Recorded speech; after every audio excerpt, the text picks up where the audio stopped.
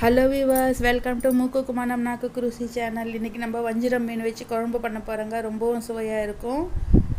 இது எப்படி பண்ணுறது பார்க்கலாமா? வாங்க கிச்சனுக்கு. முதல்ல இது மாதிரி வஞ்சிரம் மீன் வாங்கியிருக்கோங்க. நல்லா ஃப்ரெஷ்ஷாக கிடச்சிருக்கு. இப்போ வந்துட்டு ஸ்டவ் ஆன் பண்ணிக்கிட்டு கடாயை வச்சு எண்ணெய் விட்டுக்கிட்டேங்க.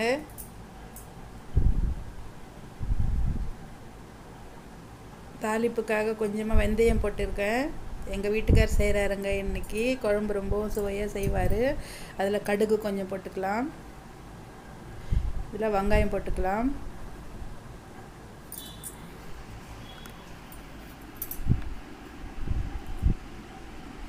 வெங்காயம் கொஞ்சம் இது மாதிரி நல்லா ஃப்ரை பண்ணிக்கலாம். இப்போ வந்துட்டு புளி ஒரு பெரிய எலுமிச்சங்காய் அளவுக்கு எடுத்துருக்காங்க. நமக்கு குழம்பு எவ்வளோ வேணுமோ அவ்வளோ புளி எடுத்துக்கலாங்க.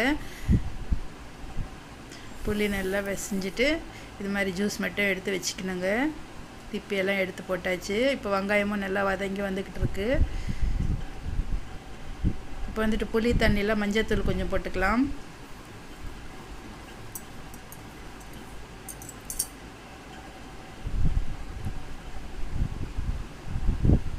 மிளகா பொடி போட்டுக்கலாம். காரத்திற்கு ஏற்ப நீங்கள் போட்டுக்கலாங்க.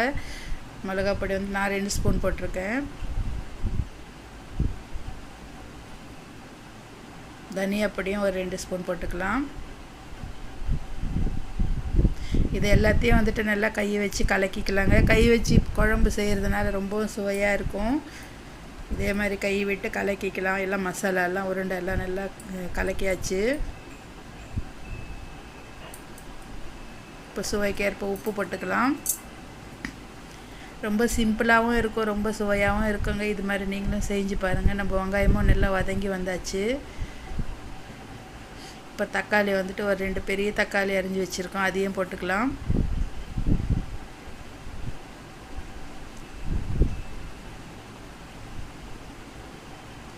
போட்டுட்டு நல்லா இது வந்துட்டு நல்லா மசிஞ்சு வர மாதிரி ஃப்ரை பண்ணிக்கலாங்க. இப்போ வந்துட்டு கருவேப்பிலை போட்டாச்சு.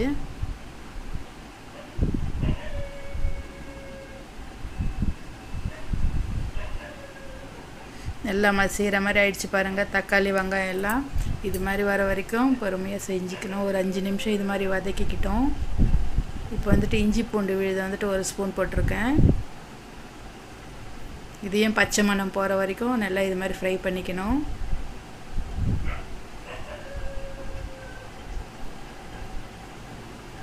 இப்போ வந்துட்டு கொத்தமல்லி போட்டுக்கிட்டேங்க கொஞ்சமாக.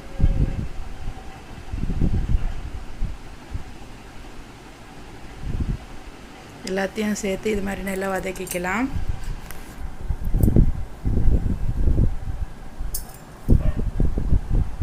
இப்போ நம்ம கரைச்சி வச்சுருக்கிற புளி தண்ணியை விட்டுக்கலாங்க. நமக்கு இப்போ வந்துட்டு எவ்வளோ திக்னஸ் வேணுமோ அவ்வளோ தண்ணி விட்டுக்கலாம். கொஞ்சம் குழம்பு நிறைய வேணும்னா கொஞ்சம் தண்ணி அதிகமாக விட்டுக்கலாங்க. இப்போது சுவையும் பார்த்துக்கலாம். உப்பு காரெல்லாம் கரெக்டாக இருக்கான்னு சொல்லிட்டு குறைவாக இருந்ததுன்னா போட்டுக்கலாங்க. இப்போது நான் வந்துட்டு இன்றைக்கி மீடியமாக தான் வைக்க போகிறேன். ரொம்பவும் கட்டி இல்லாமல் இது மாதிரி. இப்போ வந்துட்டு வஞ்சிரம் மீன் எல்லாம் கழுவி சுத்தமாக இது மாதிரி பீஸ் போட்டாச்சுங்க. அரிஞ்சு வச்சுருக்கிற மீன் இது வந்துட்டு குழம்புல வந்துட்டு நல்லா எண்ணெய் மிதக்கி வந்துடுச்சு பாருங்கள். அது மாதிரி எண்ணெய் வந்த அப்புறமா மீன் போட்டுக்கணும். நல்லா வாஷ் பண்ணி வச்சுருக்கிற மீன் போட்டுக்கிட்டோம். குழம்பு வந்துட்டு அது மாதிரி எண்ணெய் விட்டுடுச்சுன்னா நம்ம ஒரு 5-7 நிமிஷத்துக்கு மேலே குழம்பு கொதிக்க வைக்கக்கூடாதுங்க. இறக்கும்போது கொஞ்சமாக மிளகுத்தூள் போட்டு இறக்கியாச்சு. நம்ம வஞ்சிரம் மீன் குழம்பு ரெடி ஆகிடுச்சுங்க. நீங்களும் இதே மாதிரி செஞ்சு பாருங்கள். ரொம்பவும் சுவையாக இருக்கும். நம்ம சேனலையும் சப்ஸ்கிரைப் பண்ணிக்கோங்க. உங்கள் ஃப்ரெண்ட்ஸுக்கு ஷேர் பண்ணுங்கள். ஓகே வியூவர்ஸ், பாய்.